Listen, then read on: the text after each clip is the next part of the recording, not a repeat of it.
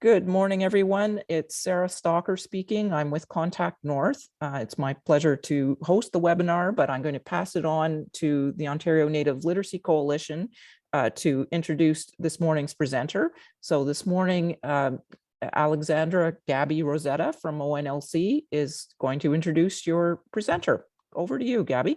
Good morning, everyone. It's Gabby here, aka Alexandra. I'm stepping in for Michelle this morning. So quickly, I just wanted to introduce our presenter today. It's Valerie Abo from the Aboriginal Apprenticeship Board of Ontario. Our guest will inform the participants of this webinar of the many apprenticeship and trade opportunities throughout Ontario. There will be something for everyone in this webinar to learn, as it is an Indigenous specific organization that is on top of many changes available to Indigenous peoples. If you have any questions to assist your students understand this webinar, will be the one to ask questions. Please plan to, and also at the end of this session, these webinars will be uploaded onto our YouTube channel at the Ontario Native Literacy Coalition. If you're not following, please follow now, and also onto our website at onlc.ca.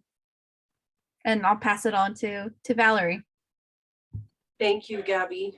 Good morning, everyone. It is my absolute pleasure to be here with you today to talk a little bit about the Aboriginal Apprenticeship Board of Ontario, and we thank the Ontario Native Literacy Coalition for the invitation to do so. With regards to our organization, we were originally started in Ontario. It's hard to pick an exact time when it started, but we believe it was around 2009. And ABO was formed out of a need that was established and discovered to help bridge that gap between employers and Indigenous employment opportunities, specifically in the building trades. What we found was that while there were a lot of great training opportunities, there was a disconnect between, now that we have qualified, trained Indigenous youth, how do they get to work? Where are we going to send them for work? And what we found on the other side of that, once we started taking a look at things, was that employers in the building trades and apprenticeship were asking the same question.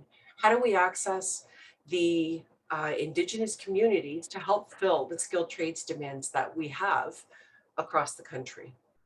And so as we know, with the skilled trades across the land, there is a large labor shortage that is looming. And in part, it's due largely to the retiring baby boomers. One of the other factors that we found came into play with regards to this shortage, and as it was starting to grow and become greater, was that we had a shift and a change in the way that our our secondary education system worked, and we saw a magnificent swing moving away from the trades over to more of a college and university type post-secondary education. And it ultimately slowed down the number of people who were looking at the trades as a potential opportunity for a professional career, right? So the Aboriginal Apprenticeship Board was formed with stakeholders, meaning educators, employers, ISETs, and other community groups that support underrepresented, such as Indigenous youth, at-risk Indigenous youth, and women, to try and find ways to foster a collaboration in order to increase and make improvements for Indigenous youth in their communities to access these opportunities. And ABO's come out from that. Give me 1 sec to advance my slide here.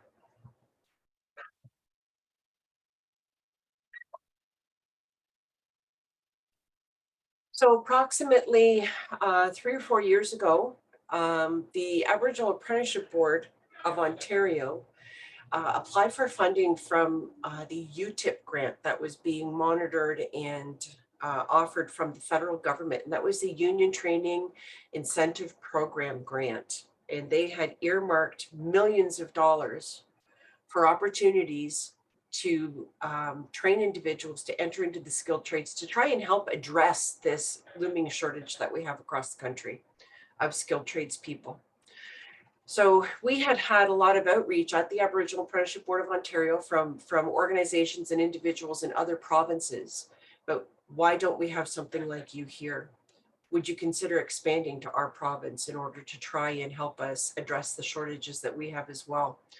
So 3 years ago, I want to say it was 2017 or beginning of 2018, we received approval from the UTIP grant to expand the Aboriginal Apprenticeship Board to include the provinces of British Columbia, Alberta, Saskatchewan, and New Brunswick.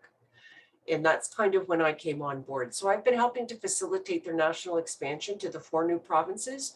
As well, I also work with Danny Deliri, our community engagement coordinator here in Ontario, to assist with the overwhelming amount of work that is here just in this province alone, and to supply additional supports to him so that we can try and accommodate some of the requests that we get here. So in Ontario, through community engagement coordinators, Danny Deliri is our main one here in Ontario. I do assist him. There are what we call 7 regional link steering committees. Okay, so we have 7 distinct areas that we take a look at, and you see a map here of where we have this sort of broken down and outlined. And what we do is we have set up regional steering committee tables in each of these areas, and we bring together stakeholders so that everybody receives firsthand information. And these stakeholders are the building trades unions and their various different locals, educational resource centers, whether that is community college or outreach programs. We bring together our ISETs and hopefully organizations like ONLC to participate on these regional steering committee tables and provide us with updates with the great work that you're doing and how we might be able to foster this collaborative approach. Okay. And we also try to make sure that we are using these opportunities to spearhead new initiatives. And new initiatives that are geared and centered around attracting Indigenous youth to the skilled trades. Whether that is through advocating for additional funding for specific programs, whether that is advocating for supports from unions to understand the outreach process that we have with Indigenous communities and how wraparound supports can be offered for potential candidates for apprenticeship with their local unions in the various trades. And then the Aboriginal Apprenticeship Board also attends career fairs, trade symposiums. We have speaking engagements that we do like this one. And we are many times asked to also come and participate in various conferences like we're doing in Toronto today and tomorrow to help expand on the opportunities and the outreach and partnerships that we can make available to Indigenous communities, Indigenous youth, and our partners. So with that in mind, we do rely a lot on our community partners. We do rely a lot on our relationships that we have with the building trades. And because of our efforts to expand to a national level, we've been able to leverage the relationships that we have in Ontario to make this more accessible across the country. So we do have great relationships and memorandums of understanding signed with many of our building trades partners across various different trades in an effort to try and facilitate improved opportunities for Indigenous youth to access lifelong professional careers in the skilled trades. So in order to try and facilitate ensuring that we can do that, we also want to make sure that we have an awareness that we can provide from the Aboriginal Apprenticeship Board to all of these people that we engage. So a few years back, we received a sum of funding and we created a portal. So it is an online tool that was created for you, right? For our community partners, for our ISETs, for our employers, for Indigenous youth, for tradespeople, right? And what this portal does is ultimately provide that connection so that we can take Indigenous labor to meet market demand, right? And we also have the opportunity for industrial partners to sign up to this portal, community groups such as ONLC to sign up to this portal and access it. Indigenous people who are either apprentices or looking for apprentices, journey persons who are Indigenous, and we have set up an opportunity for them to mentor other Indigenous apprentices through this portal. So it's ultimately for everyone, it's there and it's active. Okay. And I will share that information afterwards with ONLC so that you can share it with your contacts as well. So on this slide, what we do have is we have a list of different organizations that we have partnered with previously and currently, and this list is growing on a regular basis. And we can see that we have the vast majority of the major building trades on here. We have the United Association of Plumbers, Steamfitters, and Welders, Canada and the United States. We have the International Brotherhood of Carpenters, who I will actually be meeting for lunch this afternoon. Once I'm finished here, to discuss a program that we're working on with them for an Indigenous focused conference. Okay. CSW, we also have the millwrights, we have the operating engineers, we have the Building and Construction Trades Council of Ontario and Canada. We have the Construction Sector Council, Operating Engineers Training Institute of Ontario, Ontario Power Generation, who have an excellent program that they've started with the whole intention of attracting Indigenous youth to power generation. We have IBEW, which is the International Brotherhood of Electrical Workers, not just at the provincial level here in Ontario, but at the national level. They've become a tremendous partner for us. The Canadian Apprenticeship Forum is often looking for our assistance with regards to resources and linking Indigenous demand for surveys and research purposes. Then we have the Christian Labour Association of Canada, or CLAC as they are known. And we've partnered with them in the provinces of Alberta, Saskatchewan, British Columbia, and Ontario at this point. They don't have anything east of Ontario at this stage. LIUNA, which is the Labourers International Union of North America. We also have the Teamsters, and most recently, and this was just in the past week, we are looking at collaborating on projects to bring training to Indigenous communities with the Brick and Allied Craft Workers Union, and that's something that we're currently working on right now. Very exciting opportunities there, and a very willing partner in an effort to try and assist opportunities for Indigenous youth to access these various different trades that they cover. One organization that I do want to speak about a little bit is ACON. If there is an organization out there, ACON is a giant when it comes to employment and opportunities. They have fabrication, they have mining, they are across the country. And one thing that they did do was they recognized that the outreach to Indigenous communities as a partner was something that could be beneficial to both parties. And they created, in conjunction with the Six Nations of the Grand River, ACON 6N, or ACON Six Nations. And as I understand it, 51% of that organization is Indigenous owned. So it's a whole new branch of ACON. And they have, I believe at this point in time, in excess of 100 Indigenous employees employed by this organization. So they're just a tremendous partner. And again, recognizing that diversity and bringing that diversity to their organization is a beneficial thing for everyone. So what makes apprenticeship in the trades such a great opportunity for youth and Indigenous youth? At the Aboriginal Apprenticeship Board, we like to say that, you know, being an Indigenous person is all about apprenticing. You know, we learn through our stories, through working with our elders, through working and understanding things as they're passed down from one generation to the next. And that's really no different when we're talking about apprenticeship in the trades. The commonalities are incredible. Apprenticeship is an opportunity for you to earn while you learn. You get paid to work to learn,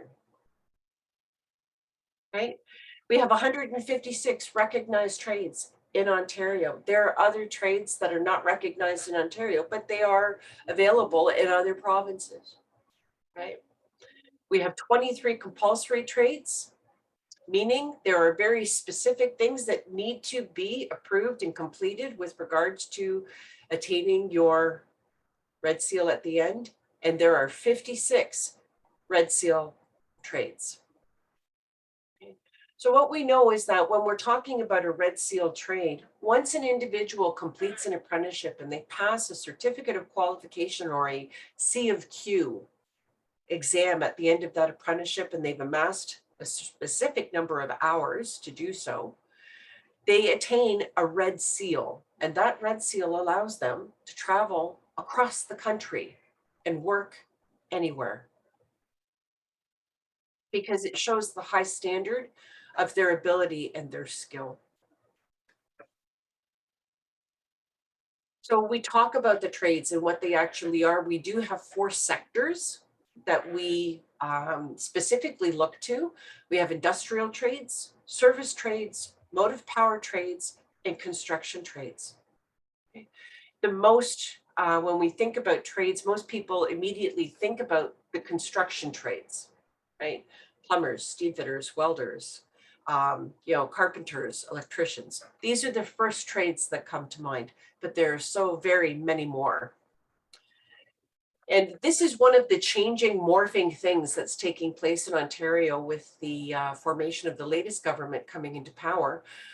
The Ontario College of Trades was initially created under the previous government in an effort to monitor and license the trades to ensure high quality standards. So there is a transition that's taking place right now. But what this does is it gives us an idea of what are the construction trades, and we can see there are many of them available. When you see something that has an asterisk beside it, okay, it's important for us to remember these are our compulsory trades in Ontario. Our motive power trades, we can take a look and see some of the various different trades that are available here. And each of these trades may have a different length of apprenticeship term. It will depend on what the trade itself is. Okay. Again, we can see the compulsory trades where they must have a specific set of hours that are completed in order for them to be considered apprenticeship finished. And there is always going to be some level of trade school over the span of these apprenticeships that must be completed as well. Generally, an apprenticeship will have 3 different levels of trade school that have to be completed over the span of anywhere from 3 to 5 years, depending on the apprenticeship. Okay, and apprenticeship is always changing in Ontario, and we are going to be putting a little bit more focus from the Aboriginal Apprenticeship Board about understanding what are those changes and making sure that we can have that information up to date and available for our partners. When it comes to the industrial trades, again, when we take a look at the industrial trades, these are not considered compulsory, as we see no asterisks next to any of them.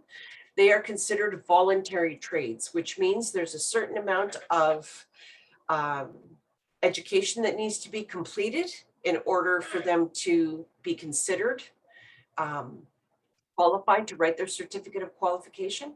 And generally, most places will also take a look at a set number of years that they need to spend in order to work. So to be clear about things like this, what we understand with compulsory trades is that compulsory trades require 1,800 hours per level or year of apprenticeship. So this is where the difference comes into play with a voluntary trade. There's no set number of hours that need to be completed, but there are specific miles or marker points that have to be met when we talk about the actual trades themselves and the skill sets that need to be completed. So we also have service trades, and this outlines for us what the service trades are. We can see again, there's quite a varied selection of trades to choose from in the service trades, but we can also see that there is only one service trade that is a compulsory trade, and that is hairstylist.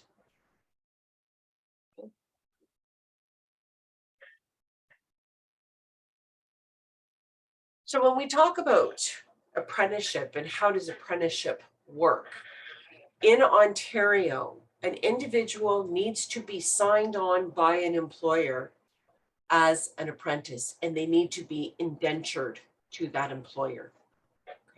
What that means is generally somebody would need to find the opportunity to be hired somewhere where they take on apprentices, right? Once they are hired on as an apprentice, they sign a 3-way agreement between themselves, the Ministry of Labor, Training and Skills Development, and their employer. And that agreement sets out what the requirements are in order for this individual to complete their apprenticeship and what contractual obligations the employer takes on to ensure that this individual is going to get a rounded apprenticeship and have access to all of those different skills that they're going to need to be successful. All right. What we do know is that the trade unions, and that's who we work with, they have an incredible system set up internally in order to facilitate exactly this. Okay.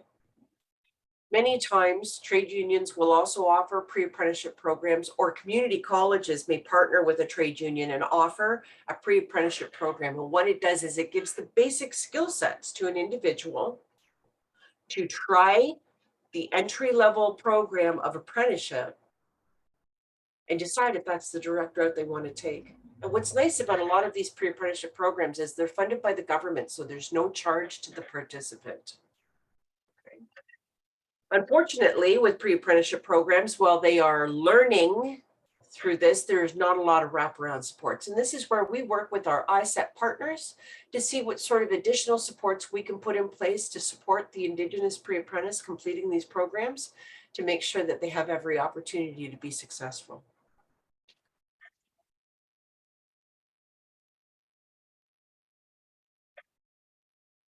So we talk about supply meeting demand. It's everywhere. What I can tell you right now is that the demand in Ontario is massive, massive. So much so that we have worked with the provincial building trades and a gentleman named Adam Melnick, and they actually formed a new program called Tomorrow's Trades. And that is ongoing right now. And what they are doing is they are looking to recruit and provide training opportunities to sample multiple different trades in Ontario through their union partners in an effort to try and upgrade skills for individuals with the hope of getting them into apprenticeships to help fill some of this demand that is out there. Okay. So currently they're wrapping up a cohort in Hamilton, or 2 cohorts in Hamilton. They have one that they're running in London, one in Ottawa, and I believe they have one in Sudbury. And we work with them in an effort to ensure that when they're running these programs, we can get access for Indigenous youth to apply to these programs. And they will start helping them with upgrading and upskilling some of their educational needs prior to the program even starting. Okay. So this is where we also look to our partners such as ONLC. How can you work with us and them in order to facilitate the success of individuals as they progress to completing these programs? Well, let's take a look at what's going on right now. And these numbers have probably changed. Okay, but what we do know is that in Ontario's construction industry, there is a very large number of retiring skilled tradespeople who are the baby boomer generation. And we know that there are over 86,000, probably more than that now, in the next 10 years expected to retire. So what I want to stress here is that when for every journeyman or journeywoman, journey person that retires from the construction trades, it takes at least 3 years for many of the voluntary trades and 5 years of apprenticeship in the compulsory trades to build a first-year journey person. Okay. So when that journey person retires, they are retiring with all of the knowledge that we need passed down from one generation to the next. And this is why we say it's so similar in our Indigenous culture and communities to the actual apprenticeable trades in the building trades, right? So at the same time as we have all of these individuals retiring, it is expected that the province's labor force will grow by 23,400 people. How are we going to meet this demand, right? So we know that we will have approximately 110,000 construction jobs available just in Ontario over the next 10 years. The other thing we know is that we have the largest and fastest growing demographic in Indigenous youth than any other demographic in this country. Okay, so we talk about where are we going to find that labor pool? Well, it's right there. It's right there. So how do we tap into that labor pool? And how do we attract our Indigenous youth to these professional lifelong careers? So by 2025, it is expected that our skilled labor shortage across Canada is going to be 1.2 million positions. That's a massive number, right? 3 years to 5 years to build a qualified Red Seal trade person. We need to start 10 years ago to fill this demand. Okay. So when we talk about, 40% of all occupations in 2025 will be the skilled trades, that's almost half. Okay. And when we talk about becoming Red Seal certified, once you complete the apprenticeable hours that you need for your trade, once you complete the appropriate numbers or block levels of trade school, you need to attain 70% on your certificate of qualification in order to be considered a Red Seal tradesperson. If you get less than 70%, you do not get your C of Q. So ultimately, when we are working with Indigenous youth and when we're working with our building trades union partners, we know that the unions put a lot of resources behind their apprentices in order to ensure their success to hit that 70% or better mark. Every apprentice that is brought into a union is an investment for that union. They are investing in that individual's training and their ability to be a successful journey person.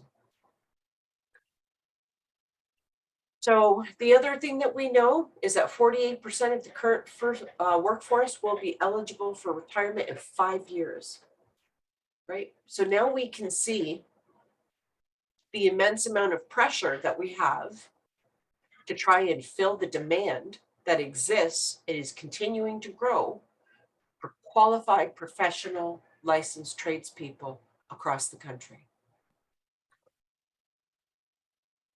So how do we do this? Well, we know that we have our Indigenous Skills Employment and Training programs. We have our ISETs, right? And these are our organizations that receive their funding from the federal government to put these supports in place, to engage Indigenous youth, to engage Indigenous communities.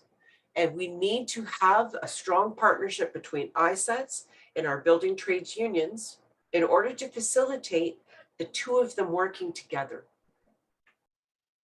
This is how we are going to build successful opportunities for Indigenous youth to reach their full potential when it comes to the skilled trades, right?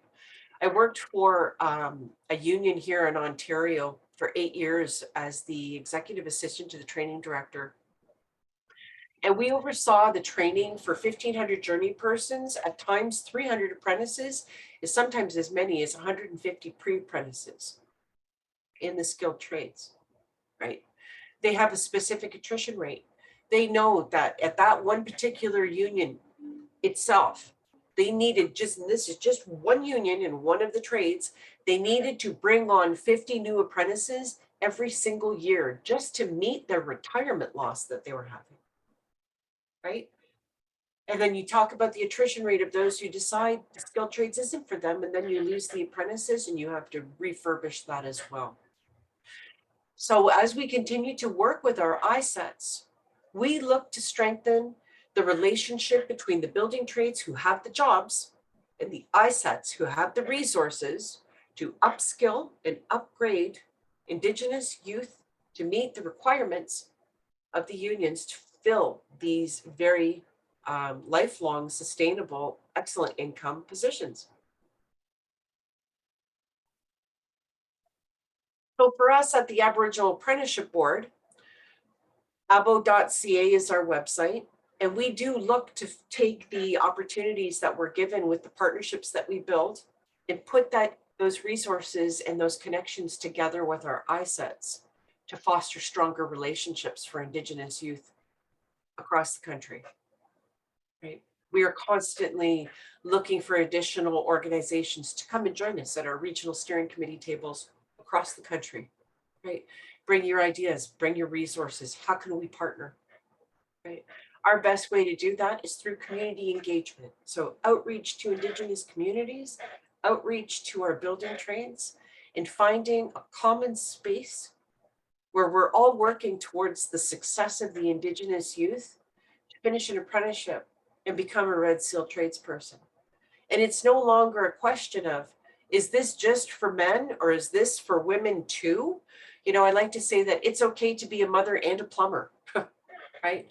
And we're seeing a shift of women recognizing that they too can enjoy a successful career in the skilled trades. And I'm honored to say that I helped to develop many programs that help to facilitate Indigenous youth and women to exactly that end. And it's wonderful to see that they have stayed with it and that they have opportunities to further themselves through lifelong learning. And as they become journey persons, they are also mentoring the next generation of apprentices coming up behind them as well. So for us at the Aboriginal Apprenticeship Board, either Danny Deliri or myself, these are our email addresses where we can be reached. We are always here to answer your questions. We're always here to make sure that we are providing you with the latest and the best information that we have. And we are always doing outreach. So if there's ever a time when there's questions with regards to how we can help, please don't hesitate to contact us, because we are in many different places. While we may be a small organization, we're in many different places, and we do have a very big reach across the province and the country. And we're certainly happy to work with our partners to see what we can do to facilitate opportunities to collaborate with ONLC and other organizations. So the https://portal.abo.ca is the portal that you can go to take a look at. What I will do after this is I am going to make sure that I get information with regards to a login that you can share with your contacts through ONLC, and they can go in and they can take a look at the portal and explore it through just sort of a mock login and the various different things that are available to access there, because we do monitor the portal, and the more information we can put into it, the more we're going to be able to collaborate between helping Indigenous supply meet labor demand. So does anybody have any questions for me with regards to the Aboriginal Apprenticeship Board?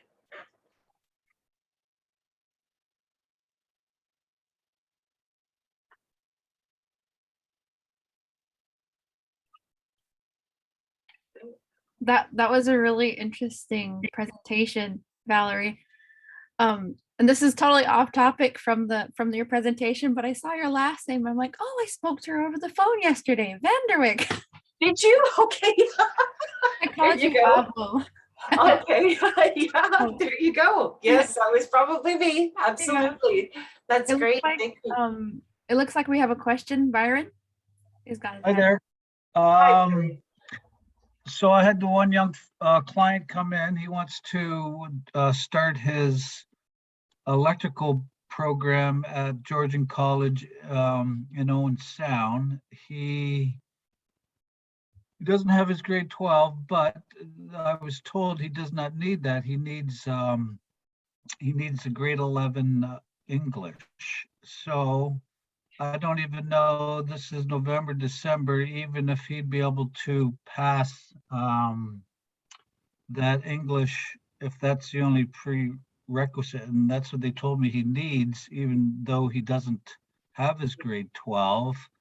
But in moving forward, if he doesn't pass that test, what do you suggest? I don't want him to give up on his he's working right now, but he did come to me saying he wanted to look into the electrical construction. I see IBEW is on with you guys too. So what would you suggest I say to him? Right. Okay. And Byron, you raise a great question, Byron, that we run into quite often. Okay. So when he's being told by the college he only needs to have a grade 11 English in order to be able to access this program, This is where there's a bit of a disconnect that we see between what the government says is required for qualifications and what the building trades are saying they want for qualifications, okay? There are some trades out there where the government say, oh, you only need grade 10. But the building trades are saying, you know what, you need grade 12 and you have to have a grade 12 English, math, and senior science in order to qualify for apprenticeship with us. So how do we bridge that divide? And one of the things that we do is we make sure that we work with the building trades unions and that we work with the ISETs to upskill the candidate, right? So does that mean that we reach out to organizations such as the St. Leonard Society, who can help to provide additional training courses and supports for that individual to get them those credits? Okay.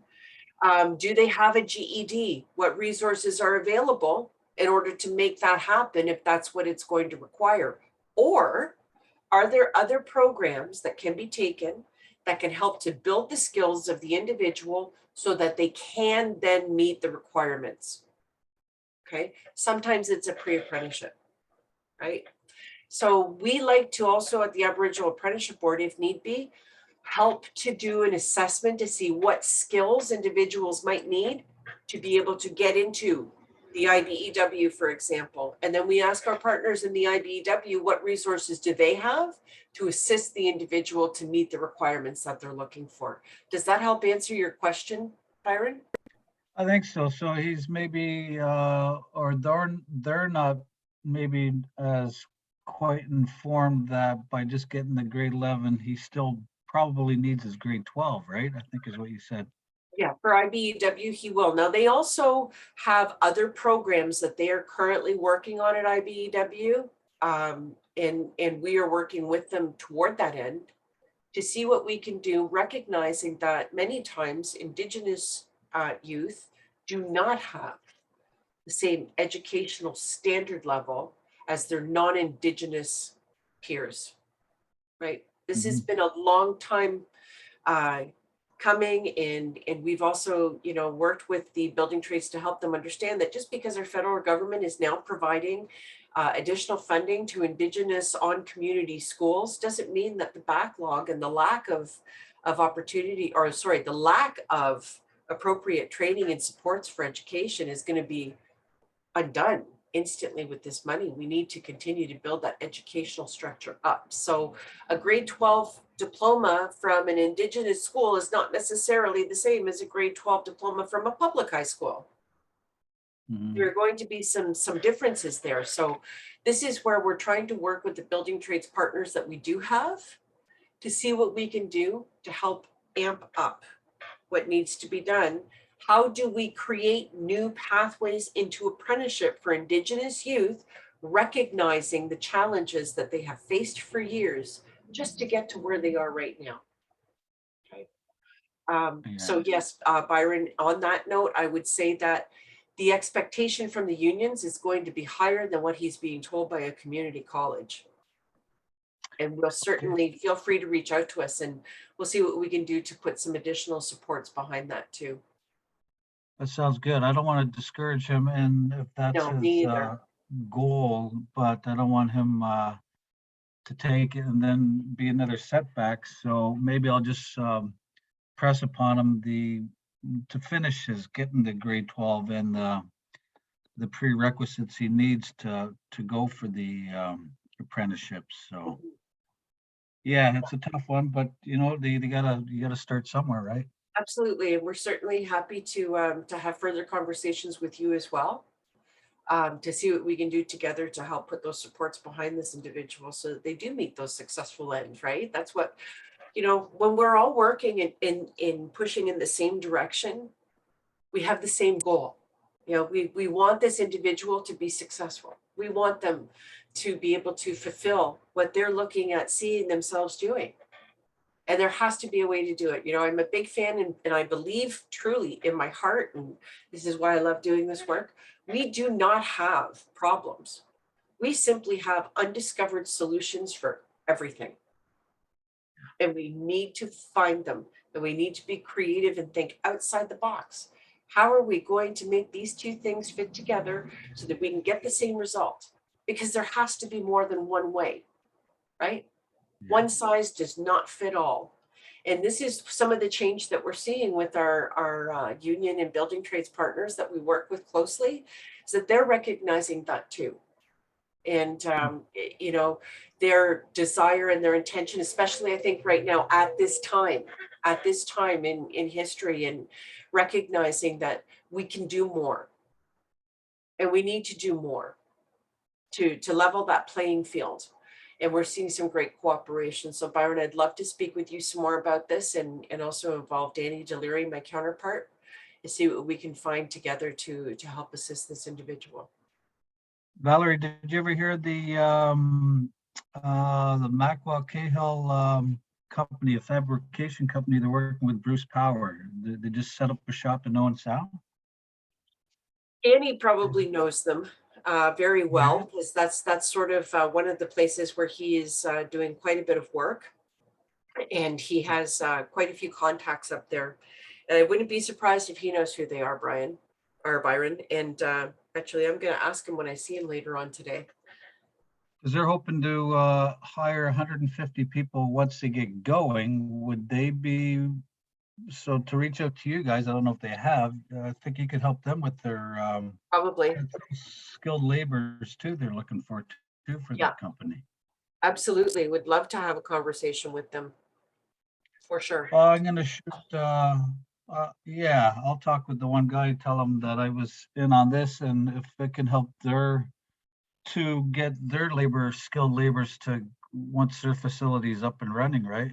Yes. Yes, absolutely. Absolutely. Love being on the entry level of things as well, right? That's when you have the opportunity to make the most impact. So that would be great. That would be wonderful.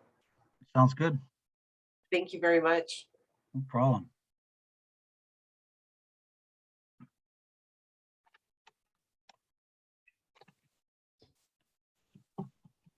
Great question, Byron. And it was nice to hear both of you collaborate and start planning. Yeah.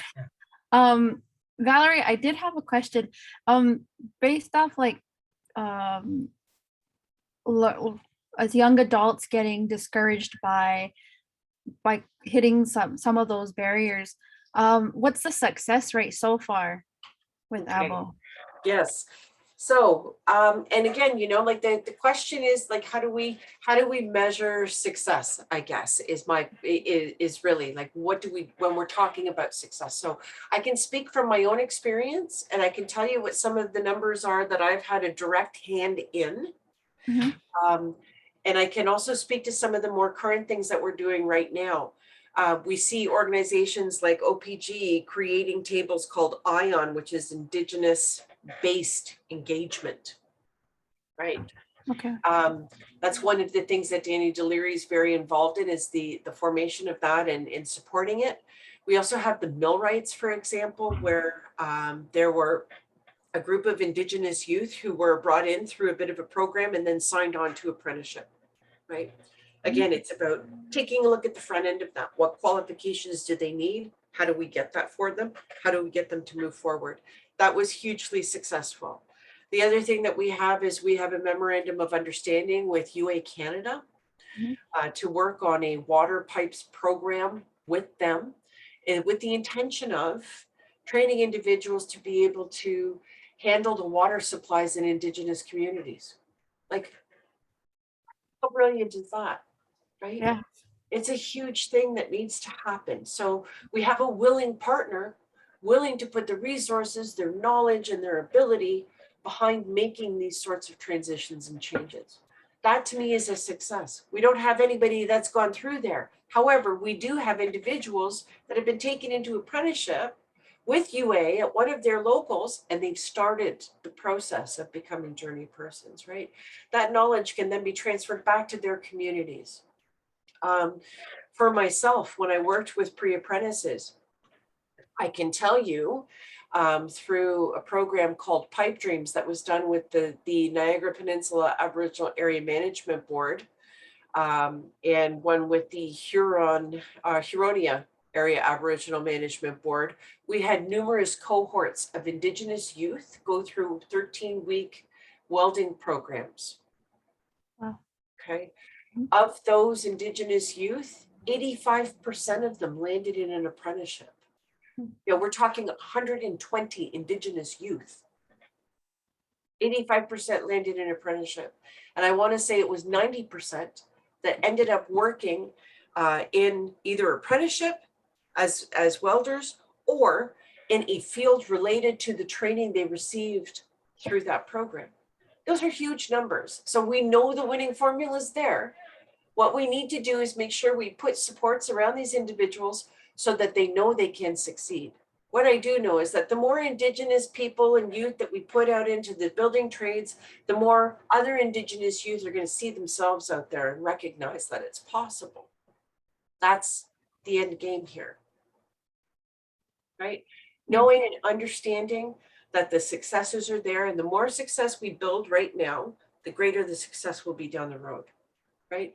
We know when you take an individual and you provide them with an opportunity to earn a living wage, right? You lift that individual lifts their family, that family lifts a community. Yeah. You know? So it's one step after the other, and it's taking that all important first step. How do we bring this partnership between labor and the demand for labor together? And that's what we hope to facilitate at the Aboriginal Apprenticeship Board. That's ultimately what our goal is to fill that void. Yeah. I like your answer. Yeah. Byron, you got your hand up again. I think I have another question.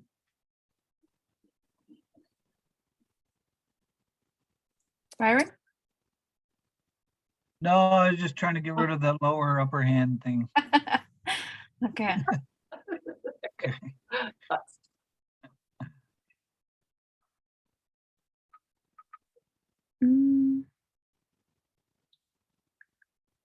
I'm all out of questions. Does anyone have any questions for Valerie? So what I will do is I'm going to put my email address and phone number in the chat feature here. And I want anyone to feel free to please reach out. If I don't have questions, I can certainly find the person who can get those answers for you. I know that. And yeah, we're always looking to engage and grow our contacts and our partners so that we can make sure everybody's included when we start these new projects, right? When we have these new opportunities, and making sure that we're pulling on those supportive organizations that could help us get our Indigenous youth up to the level of skill that they require to be successful in these careers, because they're everywhere. They are everywhere. You have such a wealth of information, and what Abba's doing right now, I think that would be so helpful for our practitioners and their learners, and it'd be great to see ONLC work with you. Oh, would love to. Absolutely, Gabby. Absolutely. Anytime, reach out.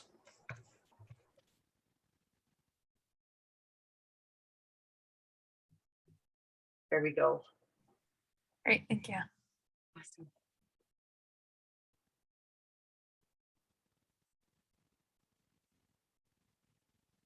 Wow, y'all are real silent.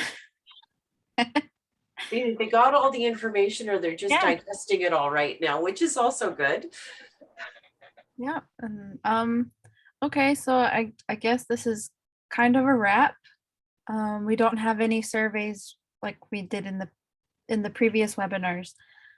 Again, this webinar will be available on our YouTube channel and our website for all the other practitioners that weren't able to make it today. And then don't forget to write down Valerie's contact information.